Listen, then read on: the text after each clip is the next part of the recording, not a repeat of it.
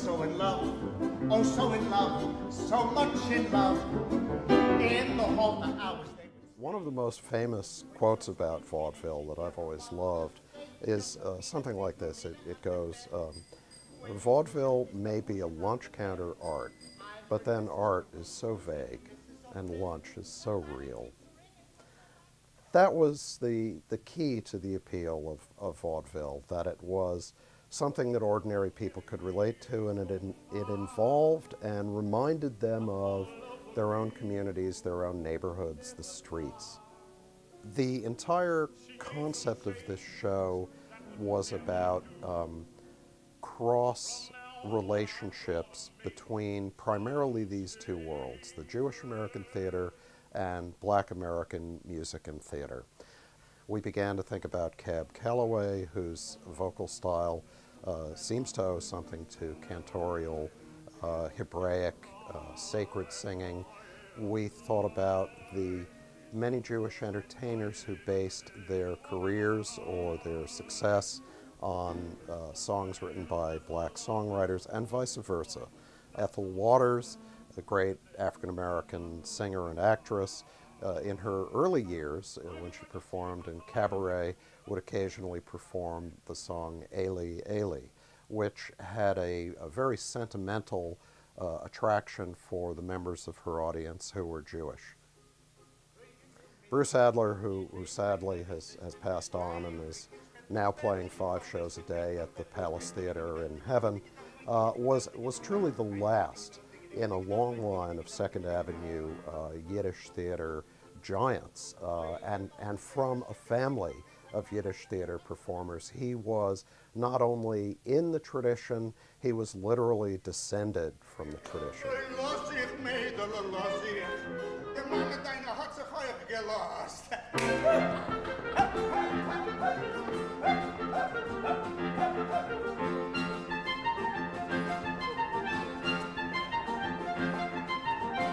Bruce Adler came to Steve Blyer with material that he had already been doing in his own one-man shows for quite some time. And this material included not only standard Yiddish theater classics or greatest hits, but also some incredible novelty numbers in which he would perform English language songs with added Yiddish lyrics or alternate Yiddish lyrics, and he already had his finger on the pulse of what we wanted to do with this show. I had 3 guys, the very brilliant Bruce Adler, who came from a family of Jewish vaudevillians, of Jewish comedians, and he was essentially a song and dance stand-up comic. And I had 2 African-American guys, James Martin, who had been a student of mine at Juilliard, who has a true gift for all kinds of music, but that kind of early ragtime stuff, James is a master. And then, of course, I had to use Darius DeHaas, with whom I've had a very long association, and with whom I have recently made a beautiful CD called Quiet Please. The women, I had Judy Kay for a taste of the Borscht Belt, LaChanze, who won a Tony later that year for The Color Purple, and the other version I used, Anika Rose, who was in the movie Dreamgirls.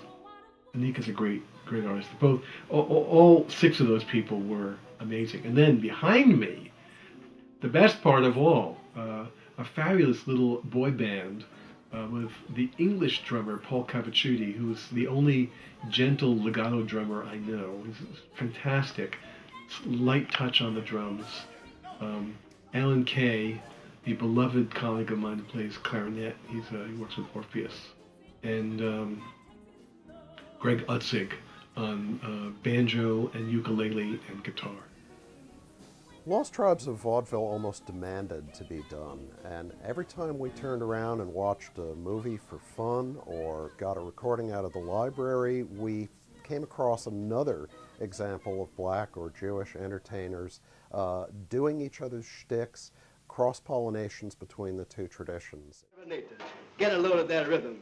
Boys, you all in tune? Yeah, man, we in tune. Yeah? Well, what you gonna play first? Well, we're gonna play my own nationality song, a little Russian number. Where you pardon my Yiddish accent? Yeah.